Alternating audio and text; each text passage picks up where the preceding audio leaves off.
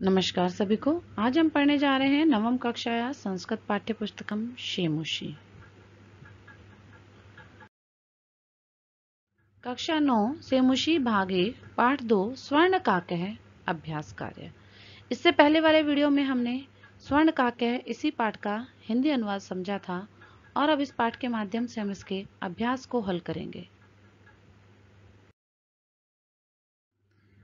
प्रश्न संख्या 1, एक पदेन उत्तरम लिखत, एक पद में उत्तर अपने को लिखना है। प्रश्न 1, माताम काम आदिशत, माता ने किसको आदेश दिया? उत्तर है पुत्रीम, माता ने पुत्री को आदेश दिया।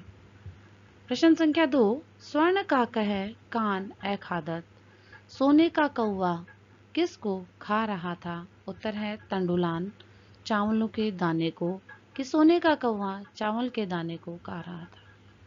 3, प्रसादः कीदृशः वर्तते, प्रासाद अर्थात महल किस प्रकार का है? उत्तर है स्वर्णमयम, कि वह कौवे का महल सोने का था। प्रश्न संख्या 4, गृहम् आगत्य तया का समुद्घाटिता, घर आकर उस बालिका ने क्या खोला? किसको खोला? उत्तर है मंजूषा, मंजूषा को खोला। प्रश्न संख्या 5, लोभाविष्टा बालिका कीदृशी मंजूषाम नयति, लोभ से भरी हुई बालिका ने किस प्रकार की मंजूषा को उठाया? उत्तर है वृहत्तमाम, कि लोभ से भरी हुई बालिका ने उस वृहत अर्थात बड़ी मंजूषा को उठाया था। ख, अधोलिखिता नाम प्रश्न नाम उत्तराणी संस्कृत भाषाया लिखत, कि नीचे लिखे गए प्रश्नों के उत्तर संस्कृत भाषा में लिखने हैं। प्रश्न 1, निर्धनाया वृद्धाया दुहिता कीदृशी आसीत, निर्धन वृद्धा की पुत्री कैसी थी? उत्तर है निर्धनाया वृद्धाया दुहिता विनम्रा मनोहरा च आसीत, कि निर्धन वृद्धा की पुत्री विनम्र और मनोहर थी। प्रश्न नंबर 2, बालिकया पूर्वम कीदृशम काकम न दृष्टः आसीत, बालिका ने पहले किस प्रकार का कौवा नहीं देखा था? उत्तर है बालिकया पूर्वम स्वर्ण पक्षो रजत चंचू स्वर्ण काकः न दृष्टः आसीत, बालिका ने पहले सोने के पंखों वाला चांदी की चोंच वाला सोने वाला कौवा नहीं देखा था स्वर्ण काक को उसने पहले नहीं देखा था। निर्धनाया दुहिता मंजूषायाम कानी अपश्यत, निर्धना की जो पुत्री थी उसने मंजूषा में उस पेटी में क्या देखा? उत्तर है निर्धनाया दुहिता मंजूषाया महरणानी हीरकाणी अपश्यत, निर्धना की पुत्री ने मंजूषा में बहुमूल्य आभूषण हीरे आदि अपश्यत देखे। बालिका किम दृष्ट्वा आश्चर्यचकिता जाता, बालिका क्या देखकर आश्चर्यचकित हो गई थी? उत्तर है बालिका वृक्षस्य उपरि स्वर्णमय प्रसादम दृष्ट्वा आश्चर्यचकिता जाता, कि बालिका वृक्ष के ऊपर बने हुए सोने के महल को देखकर आश्चर्यचकित हो गई थी। गर्विता बालिका कीदृशम सोपानम अयाचत कीदृशम च प्राप्नोत, घमंड वाली बालिका ने कैसी सीढ़ियों की मांग की थी और कीदृशम च प्राप्नोत उसको कैसी प्राप्त हुई? उत्तर है गर्विता बालिका स्वर्णमयम सोपानम अयाचत ताम्रमयम च प्राप्नोत, कि घमंड वाली बालिका ने सोने की बनी हुई सीढ़ियों की मांग की थी और ताम्रमयम च प्राप्नोत तांबे की बनी सीढ़ियां उसे प्राप्त हुई। प्रश्न संख्या 2, क अधोलिखिता नाम शब्दानाम विलोम पदम पाठात चित्वा लिखत, के नीचे दिए गए शब्दों के विलोम पद पाठ से चुनकर लिखने हैं।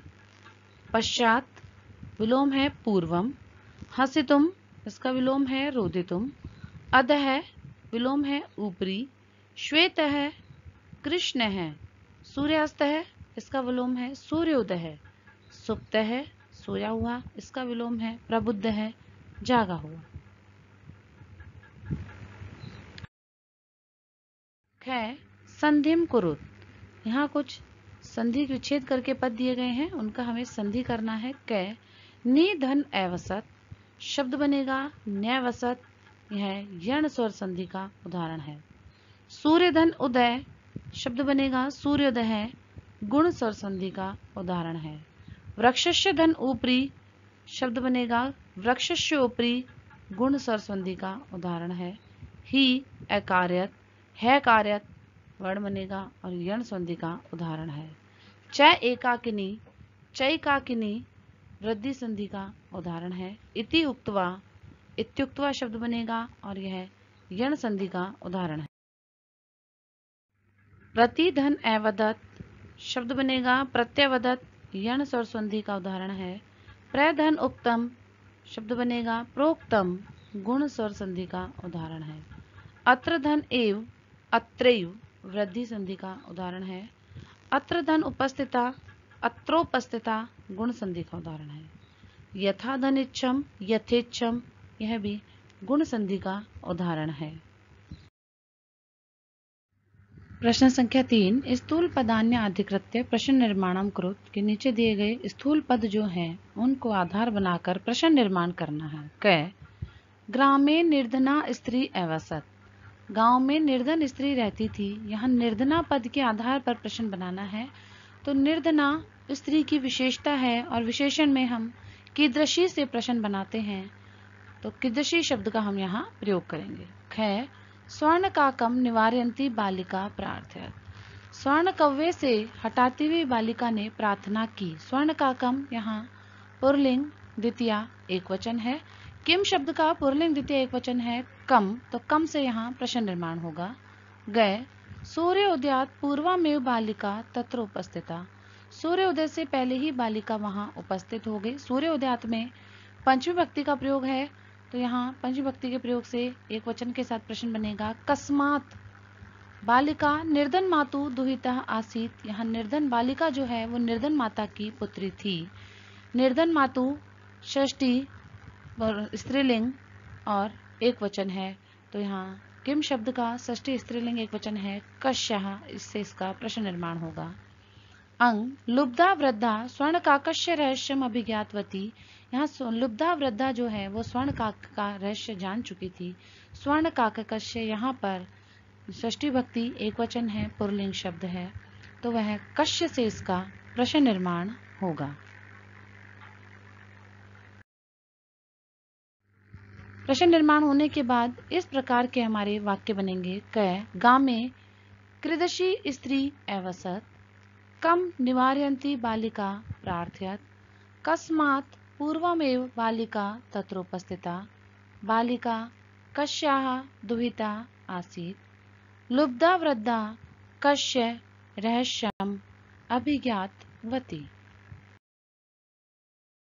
प्रश्न संख्या 4 प्रकृति प्रत्यय संयोग कुरुत पाठात् चित्वा व लिखत, प्रकृति और प्रत्यय का संयोग कर हमें पाठ से शब्द ढूंढकर लिखना है। वि धन क्रय धन लुक धन ल्यप अर्थात विलोक्य, वि उपसर्ग लुक धातु और ल्यप प्रत्यय। निधन शिप धन ल्यप निक्षिप्य, आधन गम धन ल्यप प्रत्यय के साथ आगत्य। दृश धन कत्वा दृष्टवा, शीधन्त्वा शयित्वा और लघु धन तमप लघुत्तमम। प्रश्न संख्या 5 प्रकृति प्रत्यय विभागम कुरुत, प्रकृति और प्रत्यय को हमें अलग करना है।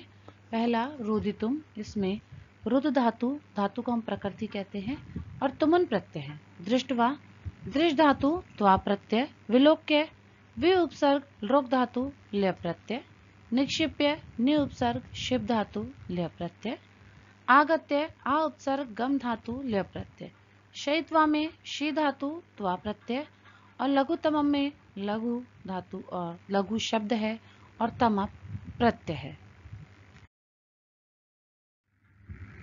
प्रश्न संख्या 6 अधोलिखितानि कथनानि कह का कम काम च कथयति, कि नीचे दिए गए जो कुछ कथन है वह किसने और किसके प्रति कहे हैं। कथन क पूर्वम प्रातराश्रम क्रियताम, कि पहले नाश्ता कर लीजिए। किसने कहे? स्वर्ण काक है, सोने के कौवे ने कहे। निर्धनाम बालिकाम, निर्धन बालिका को कहे। सूर्य तपे तंडुलान खगेभ्यो रक्ष, कि सूर्य के ताप में इन चावलों की पक्षियों से रक्षा करना। यह वाक्य माताम बालिकाम, माता ने बालिका को कहे। तंडुलान माँ भक्ष्य, इन चावलों को मत खाओ। यह वाक्य बालिका ने स्वर्ण काकम, सोने के कौवे को कहे। अहम तुभ्यम तंडुल मूलम दास्यामि, मैं तुम्हें चावलों का मूल्य दे दूंगा। यह वाक्य स्वर्ण काके अर्थात सोने के कौवे ने बालिकाम, बालिका को कहे। भो नीच काके अहम आगता, अहम तंडुल मूल्यम प्रच्छ, अरे नीच कौवे मैं आ गई हूँ मुझे तुम चावलों का मूल्य दो। यह वाक्य लुब्धा बालिका अर्थात लोभी बालिका ने स्वर्ण काकम सोने के कव्वे को कहे। प्रश्न संख्या 7 उदाहरणम् अनुसृत्य कोष्टकेषु प्रदत्तेषु पंचमी विभक्ति प्रयोगम कृत्वा रिक्त स्थानानि पूरयत। कि यहाँ कोष्टक में दिए गए कुछ शब्द हैं, उनका पंचमी विभक्ति में प्रयोग करके उन्हें लिखना है और वाक्य को पूर्ण करना है। जैसे मुश्क है बिलाद बहिर निर्गच्छति, यहाँ बिल की पंचमी बिलाद लगाकर वाक्य को पूरा किया है कि मूषक बिल से बाहर निकलता है। इसी प्रकार अन्य वाक्य हैं क जन है बही आगच्छति, ग्राम शब्द ब्रैकेट कोष्टक में दिया है तो हम लिखेंगे जन है ग्रामात बही आगच्छति, ग्राम की पंचमी विभक्ति का प्रयोग। नद्य है निसरति, कोष्टक में दिया है पर्वत, पर्वत की पंचमी लगाएंगे पर्वतात। नद्य है पर्वतात निस्सरति। वृक्ष कोष्टक में दिया है पत्राणि पतंती, तो वृक्षात पत्राणि पतंती, वृक्ष की पंचमी विभक्ति का प्रयोग करते हुए वाक्य बनेगा वृक्ष से पत्ते गिरते हैं। बालक है विभेति, यहाँ ब्रैकेट में कोष्टक में दिया है सिंह है शब्द, सिंह की पंचमी है सिंघात, बालक है सिंघात विभेति। कलेश हमें कोष्टक में दिया है, वाक्य बनेगा ईश्वर है क्लेशात त्रायते, ईश्वर ही कलेशों से मुक्ति दिलाता है, रक्षा करता है। प्रभु भक्तम निवारति, कोष्टक में है पाप, तो पाप की पंचमी लगेगी पापात, कि प्रभु ही भक्त को पाप से दूर करता है, पाप से दूर हटाता है। धन्यवाद है। इस प्रकार इस पाठ का प्रश्नोत्तर यहाँ पूर्ण होते हैं।